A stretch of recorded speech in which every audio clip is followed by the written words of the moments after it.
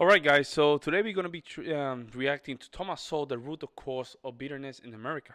We know on this channel we love Thomas Sowell, so I'm going to keep reacting to his content. I'm really enjoying his wisdom. Make sure you like and subscribe. We're heading to 10,000 subscribers. And with this, let's jump in.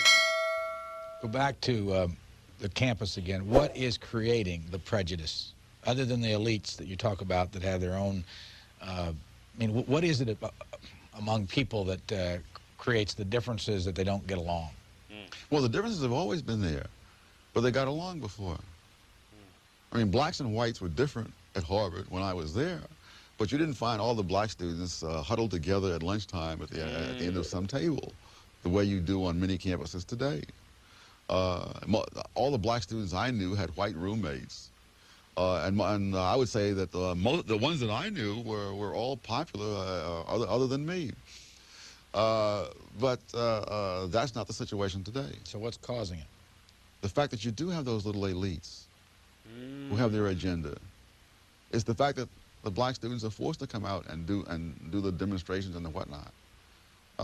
The fact that you have students there who are tremendously alienated because they suddenly find themselves in this situation where academically it's all they can do to keep their noses above the water, if they can do that. Okay. And then there's someone there to tell them that this is all due to the white power structure.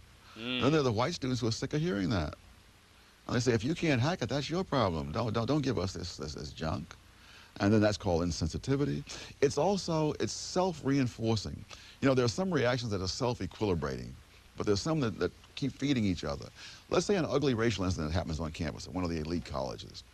Invariably, the first thing that will be said is we must have now a larger quota of minority students, a larger quota of minority faculty. You notice that affirmative action is a problem in the United States?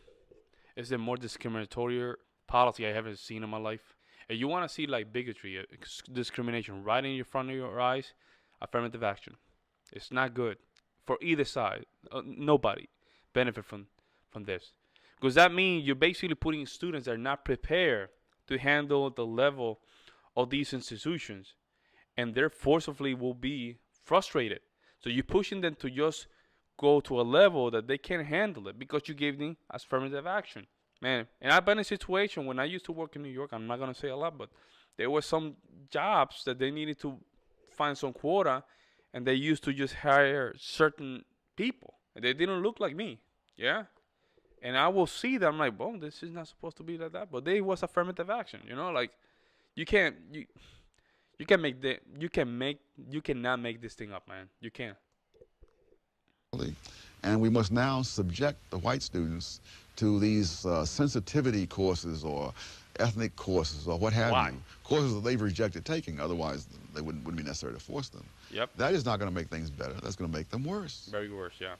But as they get worse, then you keep doing that. And so it's just an upward spiral. And I just don't know where that spiral is going to end. I don't see anybody with the courage to end it. And I see it leading only to bad things. What would you do if you were an administrator at a college or at a university? Take that thing off. Well, you see, you're bringing me in now 20 years after they've gone into this mess. 20 years ago, I said, don't do it. 20 years ago, I said, if you do it, this will be the consequence. And I wasn't the only one. And people simply did not want to hear it. And so I am very unsympathetic to the administrators. I said, you made this mess, you get out of it. Now, fortunately for me, nobody wants to hear what I have to say about it now. And so there's not another live issue for me. Some gentleman wrote me from Princeton. I think he's associated with the university in some way. That would I come to Princeton and confer with this or that person? And I said, no.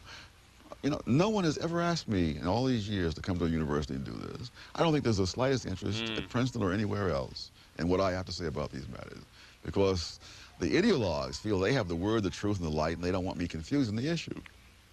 And the others are afraid of the ideologues.